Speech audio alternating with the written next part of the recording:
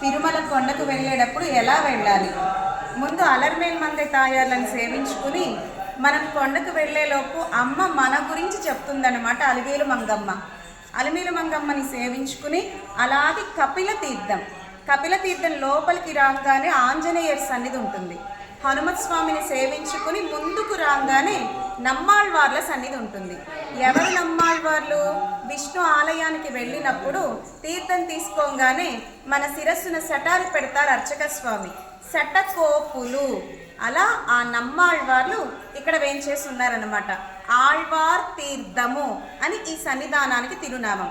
ఎక్కడ వేంచేస్తున్నారో తెలిసిన నమ్మాళ్వార్లు సరిగ్గా కొండ మీద గోవిందుడు ఉన్నాడు కదా, ఆ గోవిందుడి పాదాల దగ్గర కిందగా మన నమ్మాళ్వార్లు వేంచేస్తున్నారు. ఆళ్వార్లను సేవించుకుంటే గోవిందుడి తిరువడిగళ్ళు మన శిరస్సున పెట్టినట్లే అనమాట. ఈసారి వచ్చినప్పుడు తిరుమల కొండకు వెళ్ళేటప్పుడు అలివేలు మంగమ్మని, మన నమ్మాళ్వార్లను అలానే కొండకు వెళ్ళి గోవిందుడిని దర్శించుకుంటే గోవిందుడు మనల్ని ఇంకా విశేషంగా అనుగ్రహిస్తాడు. అలా వస్తారు కదూ. జై శ్రీమన్నారాయణ.